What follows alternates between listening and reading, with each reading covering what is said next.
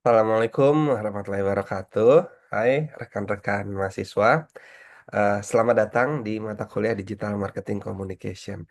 Rekan-rekan, di pertemuan kali ini kita akan memasuki pekan kelima ya, atau modul kelima ini membahas terkait dengan traffic dan biaya periklanan online. Coba sekarang rekan-rekan bayangkan rekan-rekan adalah pemilik bisnis suatu kafe. Dan kafe ini mempunyai ciri khas terkait kopinya. Nah, rekan-rekan ingin menonjolkan hal tersebut melalui Instagram gitu ya. Bahkan rekan-rekan sudah banyak bikin video-video kreatif dan minta bantuan kepada endorse influencer mikro gitu ya. Tapi ketika berjalan waktu selama sebulan, 2 bulan, ternyata tidak terlalu banyak yang datang pengunjungnya gitu ya. Jadi masih kayak stagnan gitu. Bahkan yang jadi loyalitas pun hanya teman-teman sendiri aja gitu. Nah, langsunglah terjadi dilema dalam hati. Kira-kira ada apa nih? Apa yang salah? Atau bahkan kita udah mulai berpikir nih, bagaimana kalau saya coba pasang iklan online ya gitu. Jadi agar di sekitaran daerah saya itu mengetahui coffee shop ini gitu ya. Tapi kita juga bingung juga, kira-kira susah nggak sih bikin iklan gitu, dan kira-kira biayanya mahal nggak sih gitu ya. Takutnya nanti cuma boncos aja nggak efektif. Nah, inilah mungkin menjadi titik awal mengapa kita sebagai pengusaha, pebisnis gitu ya, kita harus memahami terkait dengan traffic dan biaya periklanan online.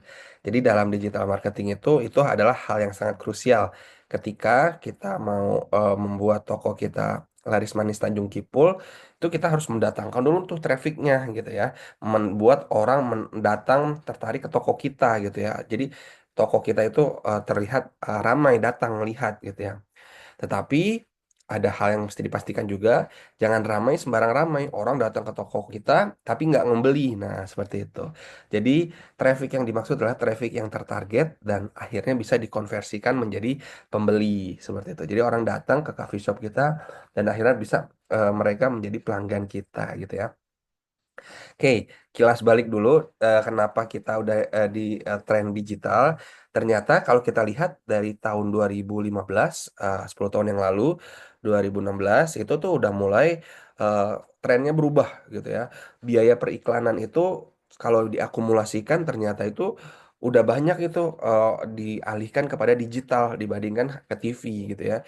Jadi eh, itu menandakan apa? Menandakan bahwa pebisnis, pemilik bisnis, business owner gitu ya, pengusaha itu lebih percaya bahwa dengan iklan digital itu bisa lebih efektif dan menghasilkan hasil yang impactful gitu ya. Jadi ada tiga kekuatan ketika kita belajar di digital itu. Yang pertama, lebih murah gitu ya secara biaya. Mungkin kita bisa membuat iklan dengan secara maksimal, kita dengan cara langsung mencoba sendiri, membuat iklan sendiri. Lalu yang kedua adalah kita bisa mentargetkan kepada calon yang lebih spesifik. Bayangkan kalau di TV kita membuat iklan, nah itu kita tidak tahu tuh siapa yang akan melihat iklan kita. Tapi kalau dengan digital kita bisa lebih spesifik targetnya. Lalu yang ketiga, hasilnya bisa langsung diukur dan dievaluasi. Karena dengan digital AdSense kita langsung ada dashboard. Di dashboard ini kita bisa lihat performa-performa iklan kita. Dan bahkan sekarang udah beralih, kalau 10 tahun yang lalu hanya iklan berbasis desktop, tapi ketika tahun 2020 ke atas lebih banyak perilaku konsumen itu mengakses iklan melalui mobile. Makanya nggak heran Mark Zuckerberg atau Facebook melakukan rilis bahwa 84% periklanan itu didapati dari iklan mobile. Jadi kita harus memaksimalkan juga iklan secara mobile nih gitu. Lalu akhirnya jadi pertanyaan yang menarik, Pak Faruk, kira-kira ada apa aja sih di iklan online itu, biayanya seperti apa aja sih gitu ya. Nah, ada 6 konsep biaya umum yang digunakan di periklanan online atau biaya online. Nah, jadi ada yang pertama adalah CPD, cost per day atau biaya per hari. Nah, jadi kamu bisa bayar sekali, nah itu akan tampil seharian penuh. Seperti itu. Nah, ini cocok untuk mendapatkan exposure instan. Nah, biasanya brand-brand besar gitu ya, booking 1 hari atau misalkan orang lagi kampanye gitu ya. Nah itu. Lalu ada CPM. Nah, itu ada cost per mile. Cost per mile ini dia tayang selama 1.000 kali iklan baru kamu dikenakan biaya gitu ya. Jadi ini cocok untuk membangun brand awareness produk kita. Jadi kita semakin banyak tayang, semakin tinggi juga peluang untuk dilihat atau diingat. Lalu yang ketiga ada CPC, cost per klik, biaya per klik. Nah, ini biasanya banyak di skema pembiayaan iklan di online marketplace gitu ya. Atau kita juga bisa menggunakan setting iklan ini agar iklan ini eh, bisa mengarahkan ke traffic website kita gitu ya. Jadi misalkan kita lihat iklan yang ada di sosial media, diklik langsung ke landing page gitu ya. Jadi itu per klik, jadi bisa lebih hemat. Lalu ada CPA, cost per acquisition. Nah, biaya per akuisisi ini akan dikenakan tarif atau akan dikenakan biaya ketika eh, customers atau calon pembeli produk kita itu dia itu melakukan suatu tindakan yaitu beli produk, entah itu daftar, entah itu jadi subscribers, entah itu dia install aplikasi atau tindakan lainnya tertentu. Nah, ini sebenarnya sangat ideal atau sangat bagus, tapi terkadang kompleksnya ini sangat ribet ya, apa settingnya ini agak kompleks gitu ya. Jadi harus punya kesabaran dan keahlian dalam setting iklan tersebut.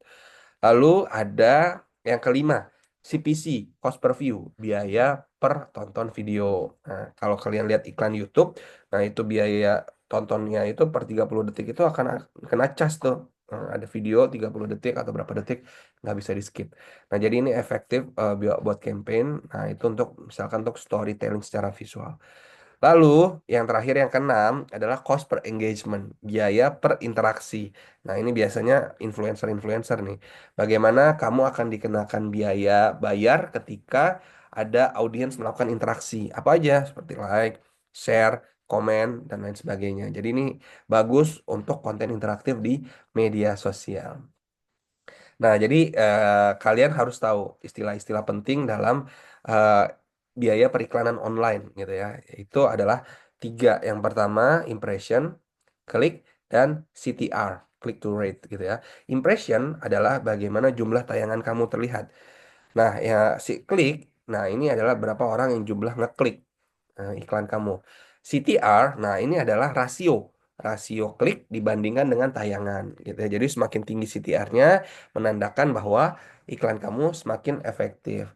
Ayo bayangkan misalkan kamu mempunyai tampilan tayang itu 10.000 kali iklan kamu, tapi yang ngeklik cuma 50 orang. Nah, itu artinya berarti CTR-nya itu cuma 0,5%. Nah, kalau 500 orang, nah ini lebih tinggi lagi CTR-nya jadi 5%. Nah, ini jadi jauh lebih bagus. Bagaimana iklan kamu nggak hanya sekedar tayang, tapi bisa diklik. Oke, kemudian ada satu konsep namanya Search Engine Marketing. Kalau di modul sebelumnya atau di minggu sebelumnya kita udah belajar SEO, Search Engine Optimization. Secara organik kita maksimalkan website kita agar muncul di halaman pertama. Nah, tetapi bisa juga ternyata dengan cepat muncul di halaman pertama. Nah, tapi ini dengan versi instan dengan cara berbayar, yaitu SEM, Search Engine Marketing. Nah, kamu bisa langsung muncul menggunakan Google Ads gitu ya. Jadi setting iklan SEM-nya itu 15 menit kemudian muncul. Tapi munculnya itu ada parameternya gitu ya. Jadi muncul iklannya kamu itu berdasarkan ad rank gitu ya. Jadi SEM ini ketika orang mencari kata kunci di Google pencarian, nah, itu akan muncul paling pertama itu biasanya ada AD, nah ads itu tulisannya. Nah, ini kata kunci tersebut ketika semakin banyak eh, yang melakukan penggunaan kata kunci tersebut, maka itu biayanya akan semakin mahal karena dia dilelang gitu, di bidding. Nah, itu seberapa besar kamu siap bayar, itu akan menentukan posisi iklan kamu. Lalu quality score juga, seberapa relevan konten iklan kamu dan halaman website kamu. Jadi kalau misalkan kamu kata kuncinya itu relevan, misalkan pencarian sepatu bagus dan berkualitas di Sawangan. Nah, itu iklan kita itu akan muncul orang yang mengklik atau yang mencari kata kunci tersebut gitu ya. Nah, jadi akan lebih muncul di atas, quality score-nya akan lebih bagus. Oke, jadi intinya ketika kita menggunakan digital marketing periklanan ini sebenarnya UMKM kecil pun itu bisa mengalahkan brand-brand besar. Nah, rekan-rekan, sebagai penutup bahwa traffic itu ibaratkan adalah jalan raya lalu lalang. Di mana kalau jalan raya itu maka banyak di pinggir-pinggir jalan itu orang yang berjualan, gitu ya. Nah, orang yang berjualan itu biasanya pakai pamflet atau apa di toko depannya, gitu ya. Nah, ini bukan hanya sekadar kita membuat orang tertarik gitu, ya, tapi bagaimana kita bisa membuat orang bisa benar-benar sesuai apa yang mereka butuhkan, mereka bisa mendapatkan iklan kita dengan tepat. Jadi di modul kelima ini, rekan-rekan akan mempelajari jenis-jenis biaya periklanan online, strategi pemilihan metode yang sesuai, dan pentingnya mengukur performa iklan secara real time gitu ya. Jadi selamat belajar, silakan pelajari modulnya, pahami, kemudian kerjakan forum, diskusi, kemudian juga kerjakan kuisnya ya dalam rentang 1 minggu ini.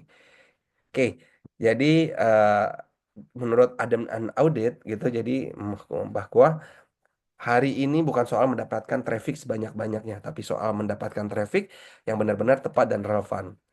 Terima kasih rekan-rekan sudah memperhatikan video pengantar ini. Selamat belajar dan kita jumpa lagi di minggu selanjutnya di pekan ke-6. Jaga kesehatan selalu dan tetap semangat. Terima kasih. Assalamualaikum warahmatullahi wabarakatuh. Dadah.